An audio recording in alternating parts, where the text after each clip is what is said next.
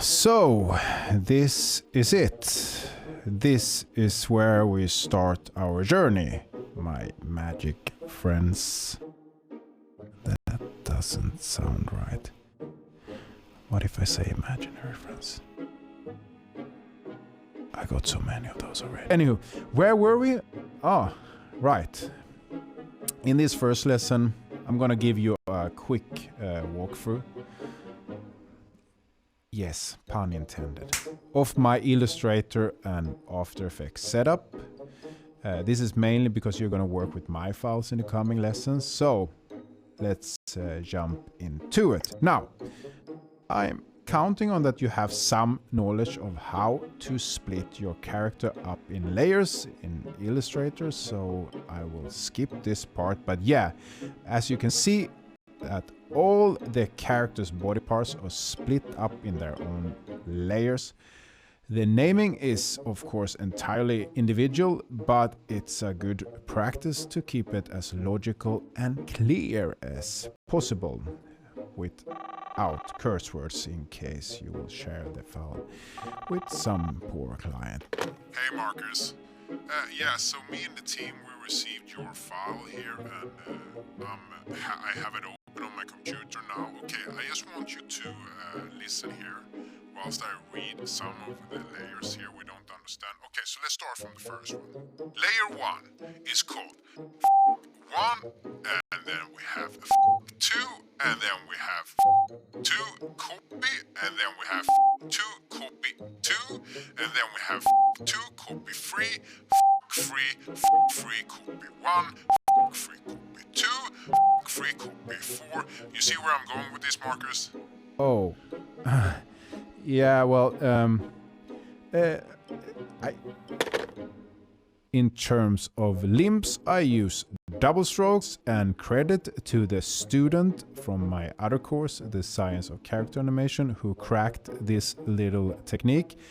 It's very simple. You just create a black stroke, then open up the appearance panel, add a new stroke, give it a skin tone color, and make it a couple of points thinner, and voila, like magic, you have a flexible limb with flexible outlines. Okay, so before we head into After Effects, I just want to show you my preferred color settings.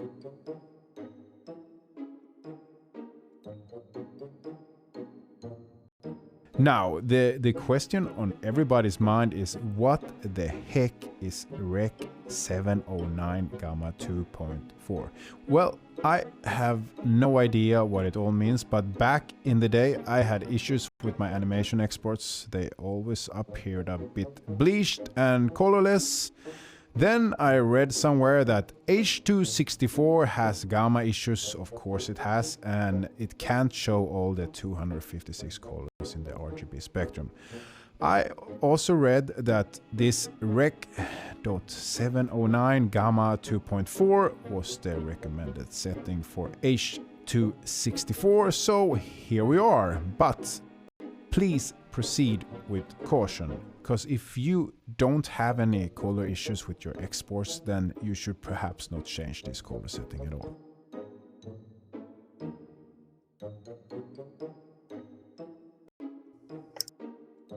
First thing we'll do is to match the color settings to our Illustrator file.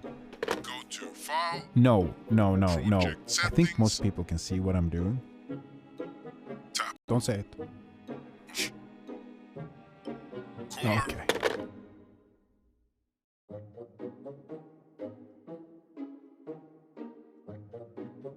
Then import your Illustrator file.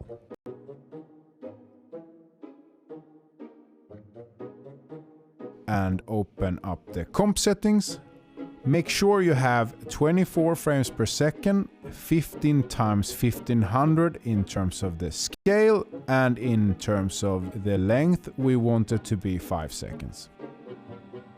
Convert the layers to shape layers. Now, I'm not gonna show you how I rig every little part here, because you will get this After Effects file to poke around in. Instead, I'm gonna take a 5-second power nap and cut to a prepared.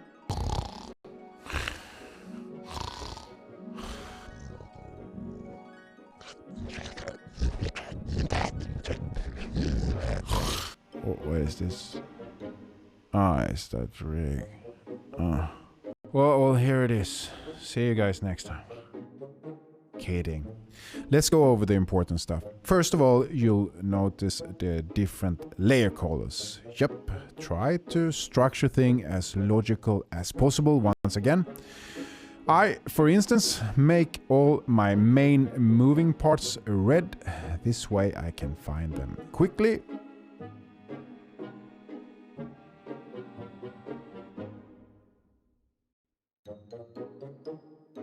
Next thing to take notice of is how the layers are connected to each other. So the character parts are connected very much like your own body. Head is, for instance, parent to the neck,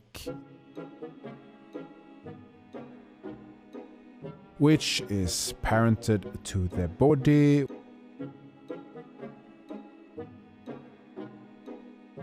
which in turn is parent to this little waist layer here, which you will come to appreciate a lot moving forward. The waist itself is just a null. That's because we don't have a visual representation of the waist on this character. Anyway, same logic applies to the face, where the pupils are parented to the eyes, or glasses in our case here, which in turn is parented to a null again called face position. This null is parented to the head, of course. As for the legs, well, they won't be connected to anything in this particular setup, as we will animate the legs separately. But if you used a plugin like Character Tool or Rubber Hose, then you would connect the legs between, say, a foot or shoe and the waist layer. One last thing here to observe is the anchor point.